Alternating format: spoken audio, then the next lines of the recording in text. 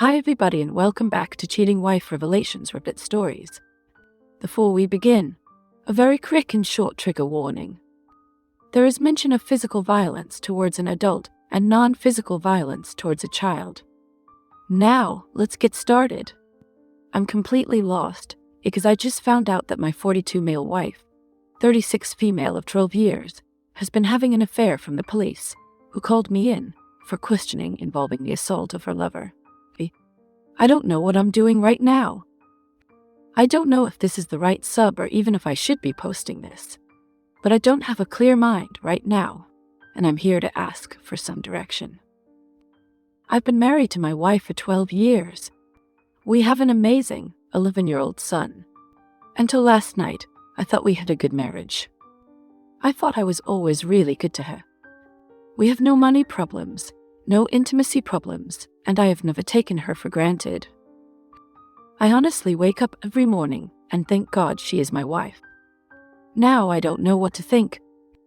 I got a call from my local police department as I was getting off work yesterday. They asked if I could come to the police station as soon as possible. I panicked. I asked if something had happened to my wife or son, but they said not to worry, just get to the station as soon as possible. When I got there, they put me in a room with a table and some chairs. They asked me my name, which I gave. Then they started asking all these questions about a guy my wife works with. I haven't seen or spoken to this guy literally since last December, at my wife's Christmas party. The two officers kept asking me things like, how long have you known? And how did you find out? The only answer I could give was, what are you talking about? After about an hour of this, I just stopped answering their questions and kept asking where my son and wife were and were they safe. We just kept going around and around until after about 2 hours on and off, because they would periodically leave the room for 15 to 20 minutes. Then come back and start it all over again, like some chic cop show. The last time they came in, the cop handed me a tablet and showed me a video of my wife and the guy from work having sex.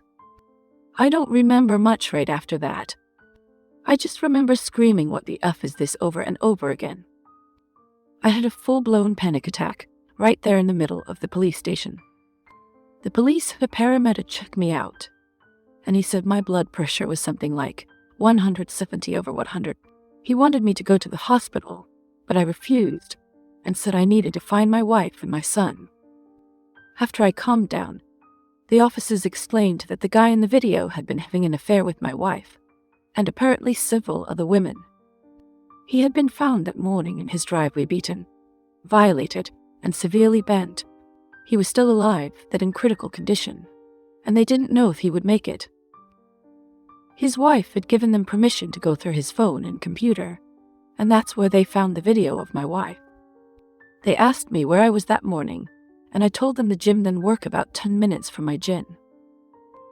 At that point, they said I could go, but that I might not want to stay at my house because they didn't know if his affair with my wife could be why he was attacked. They also said my wife wasn't the only person he was having an affair with. That's when I rushed home. My son was staying with our neighbors, so I got him and went home. We packed some clothes and his laptop for school. I grabbed my gun and we headed to my parents' house 45 minutes away. I still haven't heard from my wife. Her phone is going straight to voicemail. I've called the officer who gave me his card and he said she is at the hospital with the guy she's been cheating with. I'm sitting here in bed with my son on one side and my .38 caliber on the other. I don't even know where to start. Anything would be helpful right now. Any advice or ideas? I am in a fog. Wow, Ob. This sounds very intense and dangerous. I mean, whoever did what they did to that guy really had a grudge against him or something.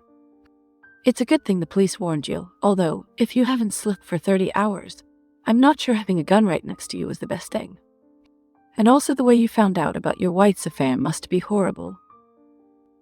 Of course, finding out about any affair is horrible, but in the middle of a police station, and with a video right in her face, that's gotta suck. And on that note, I guess the only advice I could give you would be, from what you told us, the affair is pretty clear from the evidence that you saw, And in my book, that's it.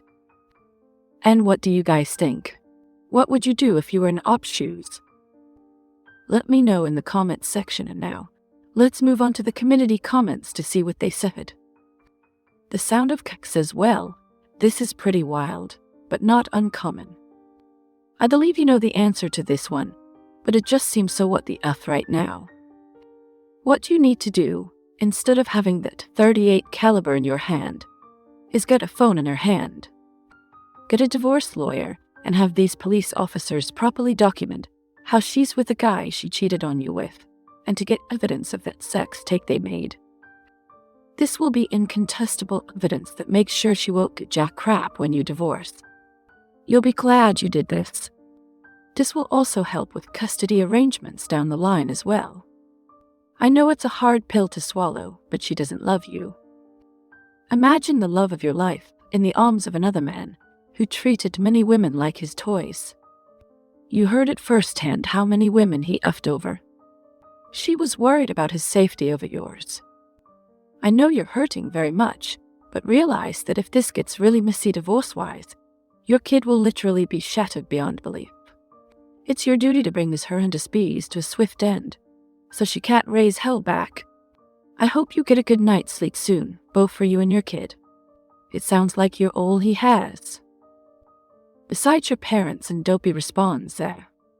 My parents are up now, and my mom has been in to check on us. I think what you said is the best plan. At this point, I don't even want to know any more than what I found out yesterday. I'm sick and disgusted by this whole situation.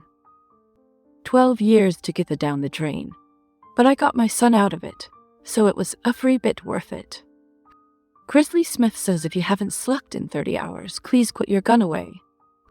Your dad's shotgun is plenty, Joe Tiger says, dude. Not only do you need a divorce lawyer, but you also need to get a criminal defense lawyer as well, or at least get an hour-long consultation with one, and keep the number handy.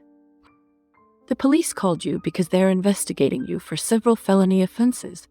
Even though you didn't do it and didn't know about it, you still need to play your cards right while there's any chance. You are still on the police's radar. The fact that you grabbed your gun in town will not be a good look if they come knocking again. You need to be prepared next time. This could for sure happen again. Maybe you're going to get framed. You don't know. You need to be ready for another confrontation of this nature. Oops, I just got off the phone with my in-laws. Apparently, my wife just checked herself into the psych ward. Also, my uncle passed away just this year before I married. He made me get an airtight prenup. Now that infidelity can be proven, she gets nothing, not even the equity in our house. I haven't looked at it in a while, but I think she takes on 80% of marital debt now too. The prenup's adultery clause was brutal. My uncle told me after we both signed the papers, now you won't be tempted to cheat. I guess he was wrong, but God bless him. He saved my ass here. Well, the community definitely gave Op some pretty clear and good advice. So now, let's move on with the first update to see what happened next. A lot of people messaged me and asked for an update. I thought I would fill everyone in on what has happened this week, because the reprisal got helped me so much. I really feel like I owe this community a big thank you for helping me get my head on straight and pointing me in the right direction to get everything done as fast as possible. For those people who said my post was fake, my only reply is I wish from the bottom of my heart it was. Sometimes the truth is stranger than fiction. For those who said they couldn't find a news story, apparently, due to the nature of the attack, a lot of information was withheld. Even our local news outlets only reported it as an assault, and it was nothing more than a blurb on our nightly news. For those who implied or directly stated the police wouldn't do that, you are 100% wrong because they did. I found out from my lawyer that police can literally do or say anything they want, especially if you aren't under arrest short of direct threats of harm. That includes lying directly to your face, which they did. It turns out my wife wasn't at the hospital with her lover. When I contacted the detective, she had been admitted to that hospital's psychiatric facility much earlier in the day, while he was still in surgery. I don't know why they would lie about that, but they did. After I woke up that afternoon, I contacted my uncle's law partner, who is a family friend. He actually came to my parents' house and sat down with me to go over my options. His entire law firm is now representing me both in the divorce and criminal defense. That same day, he got me an emergency custody order and a protective order against my wife for me, my son, and my parents. Our court date is in 60 days. The police served her the next day as she was leaving the psych hospital. According to her brother, who is a close personal friend of mine, she did not take it well. She is staying with her parents for the time being. I still haven't talked to her, and she hasn't made any attempts to speak to me either. Whether that's due to shame, indifference, or the order of protection, I don't know, but I'm glad of it all the same. My wife is not the person I thought she was, and I'm ashamed of myself for not seeing it sooner. I had to tell my son something, so I decided to tell him the truth. Age appropriate, and literally, the first words out of his mouth were, "Please don't let mommy take me away." I asked him why he would say that, and from what he tells me, my wife has been treating him very badly when I wasn't around, and told him that he told me she would take him away, and my son would never see me again. She has been emotionally torturing our son, and I was too blind to see it. That wrecked me more than the video, to be honest. I told the lawyer about what my son said, and he used my son's statement and her mental state and commitment to get emergency custody. I have contacted his school for therapy resources, and he will start therapy after the first of the year. I feel like the worst father to ever walk the face of the earth at this point. As for our families, her parents contacted me Tuesday and asked to come to see us. I was still at my parents' at the time, and I told them they could come, but she was not allowed anywhere near us. They agreed. They were so apologetic, and her poor mother didn't stop crying the entire time she was with us. Her father was heartbroken and kept referring to my wife as that girl. They both said they felt like something was going on with her, and they did not raise her to be this way. We hugged and cried before they left, and I told them they will always be a part of our lives no matter what happens with the divorce. After what my son told me, their visit was the hardest part of our whole ordeal. My lawyers have been doing amazing work so far. They found out that the man my wife was sleeping with has a long criminal record. One of the lawyers informed me that when they went to print out the guy's arrest record, the printer ran for 5 minutes straight. From what they could learn, he is currently on parole from drug offenses and has had gang affiliations in the past. He is still alive, but in critical condition, and still may not make it. The firm has an investigator who contacted the coworker who drove my wife to the hospital. The coworker informed them that my wife's affair was an open secret around the office. My lawyers think that's how the police figured out who I was, and who my wife was in the video. There are several photos of last year's Christmas party at work, and my wife and I are in several of them. That's where I currently am in this whole situation. I am just numb, still lost, and heartbroken. How long does the numbness last? And is there any way to get past this emotional lethargy faster? I mean, really numb, like a dream. Everything I've just said felt like it's happening to someone else. Well, from that last paragraph, it sounds like Op is still in denial about all of this. So now, let's move on to the final update to see what happened next. My son is doing so much better. He started therapy the first week of January, and the difference is already noticeable.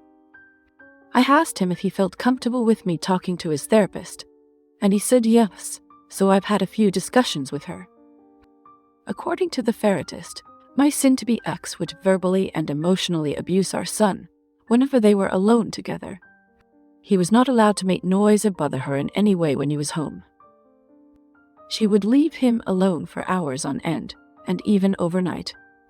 If I was out of town, she would then threaten him with being taken away and never seeing me again, if he told me or anyone else.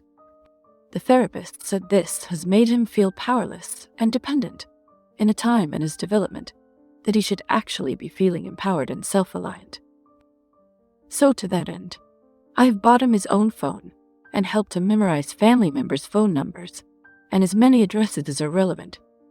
I've also been teaching him situational awareness to pay attention to street names and how to read addresses on buildings. We've also role-played how to ask people for help and how he can clearly explain to strangers that he's in trouble and doesn't feel safe. I know this may sound silly, but my son can be a bit introverted and shy when he doesn't feel comfortable. Even though we've only been doing this for a few weeks, I can see that it's really building his confidence. Any suggestions on how to continue to build his self-reliance would really be helpful. His safety and well-being is still my number one concerns right now. As for myself, I'm doing as well as can be expected.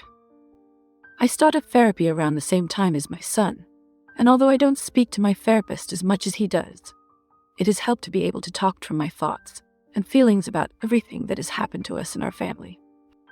The numbness is gone, but it was replaced by a white-hot ball of anger in the pit of my stomach whenever I think of my soon-to-be ex and what she put our family through.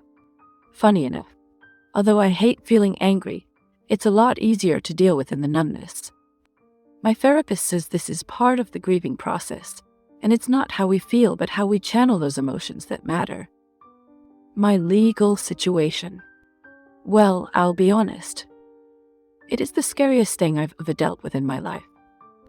I was awarded temporary full custody and child support, which I didn't want, but my lawyer pretty much demanded we ask for, as well as a continuation of the order of protection for myself and my son at the request for an order hearing, which neither my wife nor her lawyer showed up to.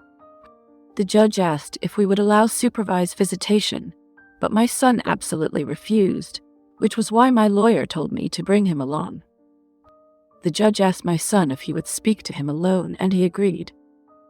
The judge, stenographer, and a child welfare officer went into chambers with my son and met for about 10 minutes. After their meeting, the judge granted the temporary orders and ordered therapy and psychological evaluation for my son. Luckily, the therapist he is seeing is somehow involved with, or accredited to work with the courts, so he doesn't have to see in an advocate. My lawyer said this is a good thing because it means his therapist can give a recommendation for custody, that it still scares the hell out of me that she could get some form of custody after what she put him through. As for the affair partner, I don't know much. From what my lawyers have gathered, he's alive, but still in the hospital. I haven't heard from the police since my initial interview, so nothing new to report there.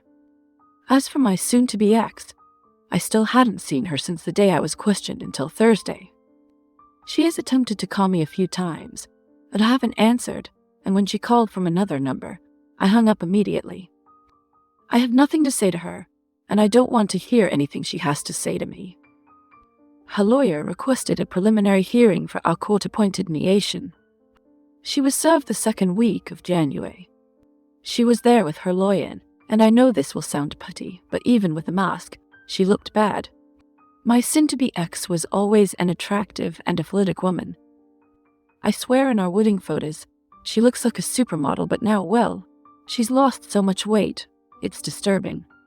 She looked sick and frail. She didn't even look at me. She just sat with her face down through most of the meeting.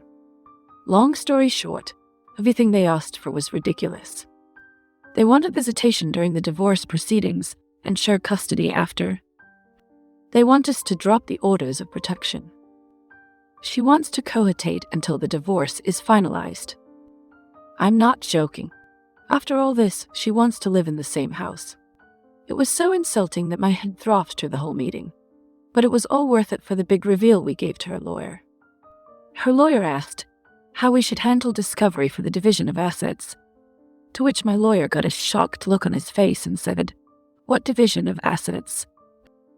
Read the prenup. The look on the lawyer's face was priceless. She hadn't told her lawyer about the prenup my late uncle, who was the founding partner of the law firm. I wrote that prenup and actually hired her a lawyer to look over it for her before we married. According to my lawyer, it's a thing of beauty because we never mixed finances per my uncle's instructions. The house we live in was a gift to me from my uncle before we married. All the utilities and insurances are in my name. All the vehicles are registered in the owner's name only, and we never had to sign for any debt for each other.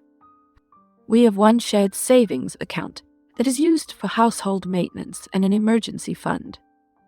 It has around $8,000 in it, which she has already drained. There is less than $300 in it now.